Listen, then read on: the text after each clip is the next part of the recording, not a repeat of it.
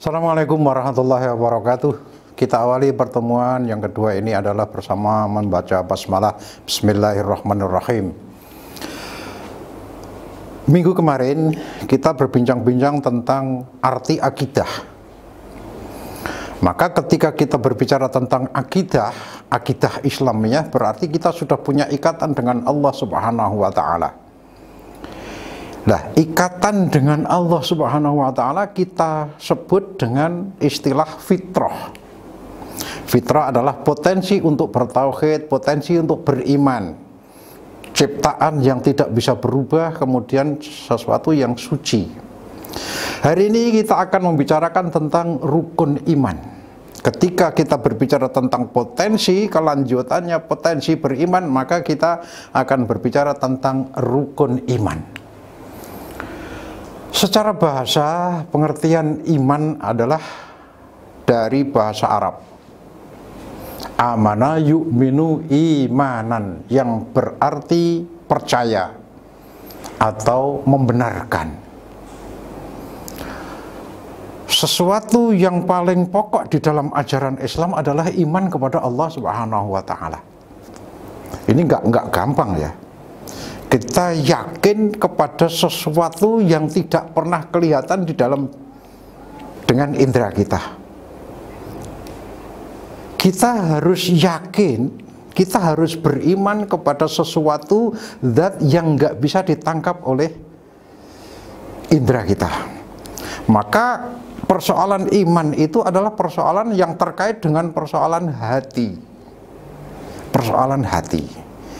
Nah, dikatakan seseorang itu beriman atau tidak akan muncul dengan ciri-cirinya orang beriman adalah mau melaksanakan ibadah. Oke. Secara istilah, bahasa tadi bahwa iman adalah percaya atau membenarkan. Secara istilah, iman adalah percaya kepada Allah Subhanahu wa Ta'ala sebagai Tuhannya. Tadi potensi tauhid yang kemarin kita bahas itu, potensi tauhid tadi, kita percaya Allah Subhanahu wa Ta'ala sebagai Tuhannya. Dengan seyakin-yakinnya mengucapkan dengan lisan, meyakini dengan hati, dan mengamalkan dengan rukunnya. Oleh karena itu, seseorang itu kalau mempunyai iman,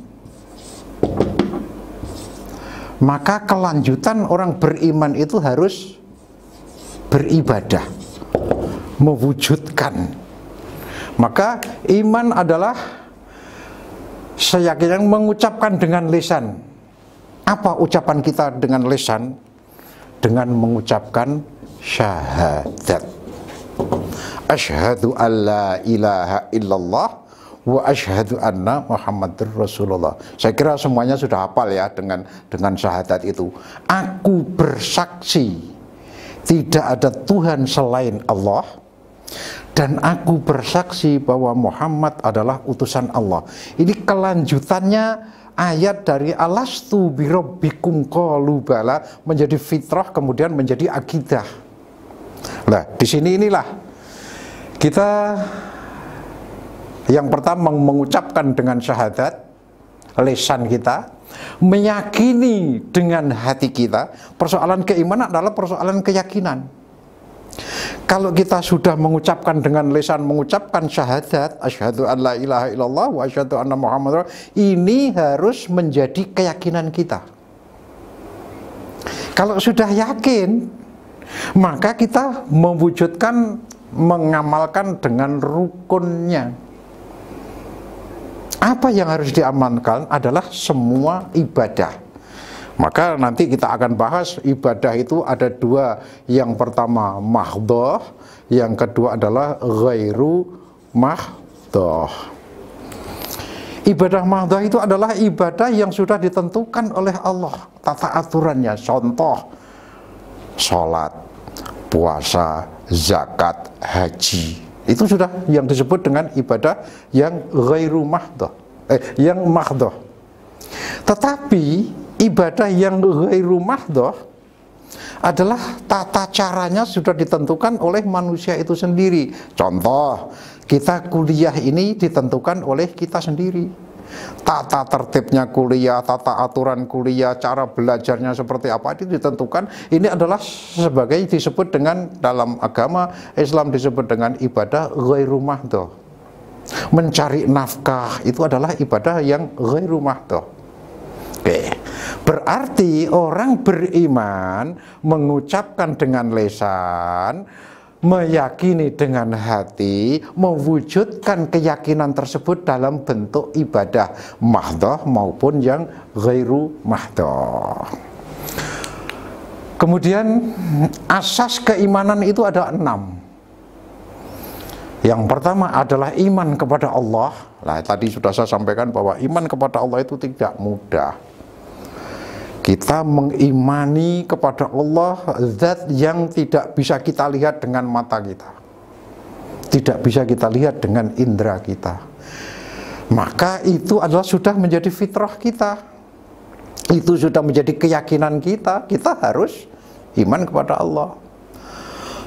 Yang kedua adalah iman kepada malaikat, lebih-lebih iman kepada malaikat. Malaikat itu makhluk Allah yang selalu bertasbih, yang selalu sujud kepada Allah. Menurut pemahaman di dalam ajaran Islam, malaikat ini yang selalu taat kepada Allah. Yang kedua adalah iman kepada kitab. Artinya di sini kitab itu adalah kitab samawi.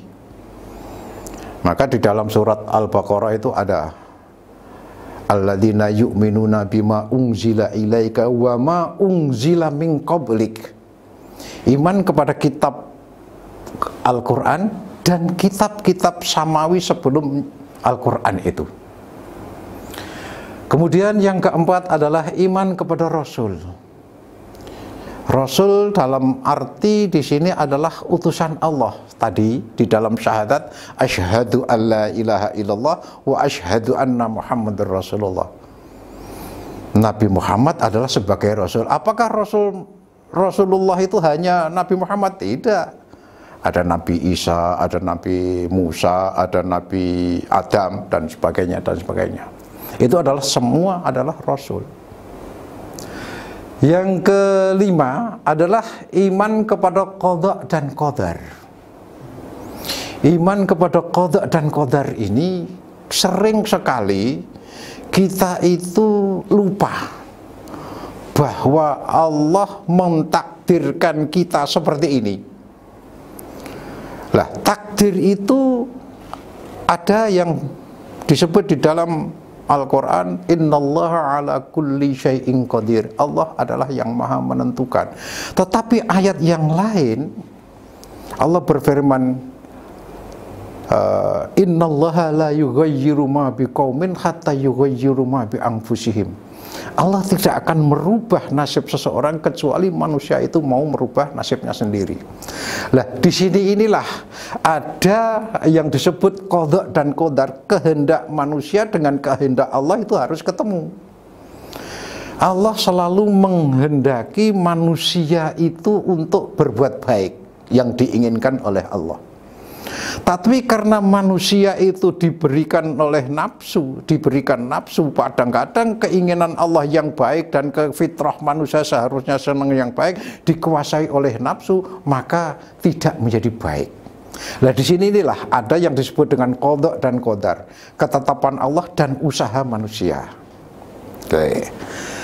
Selanjutnya yang keenam, rukun iman yang keenam adalah iman kepada hari kiamat.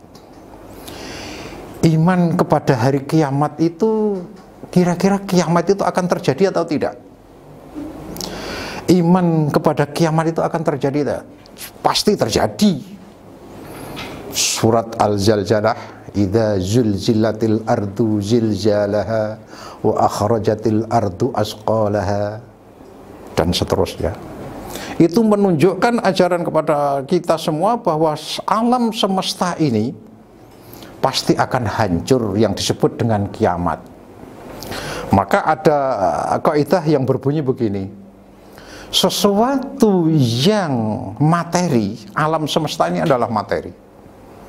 Sesuatu yang materi itu akan hancur sesuai dengan waktu dan ruangnya. Alam semesta ini adalah akan hancur, yang disebut dengan kiamat. Tapi kapan hancurnya kiamat? Kapan hancurnya alam semesta ini? Kita nggak ada yang tahu. Itu adalah min amri Rabbi. Kiamat itu akan terjadi, tetapi yang tahu saat hancurnya alam semesta itu hanya Allah Subhanahu wa ta'ala. Sehingga kita harus meyakini 6 aspek rukun iman ini. Nanti kalau kita waktunya masih longgar, kita akan jelaskan satu persatu. Ini kami jelaskan hanya secara global saja, karena mengingat waktunya kurang cukup. Mulai iman kepada Allah sampai iman kepada hari kiamat, ini adalah merupakan basic, asas atau dasar kita itu menjadi orang yang baik atau tidak. Karena rukun iman ini adalah sebagai dasar seseorang untuk beragama. Tadi sudah saya jelaskan bahwa seseorang itu beriman, kemudian diwujudkan dalam ibadah, yang selanjutnya adalah apa yang disebut dengan akhlak. Hasilnya beriman dan ibadah ini adalah akhlak. Akhlak adalah perilaku spontanitas yang dilakukan oleh semua manusia tanpa berpikir panjang. Saya kira kuliah hari ini kita akhiri, mudah-mudahan ada manfaatnya. Nanti kita akan adakan dialog atau diskusi, baik secara lisan atau dengan tulisan di grup kita. Kita akhiri bersama-sama membaca hamdalah. Alhamdulillahirabbil alamin. Assalamualaikum warahmatullahi wabarakatuh.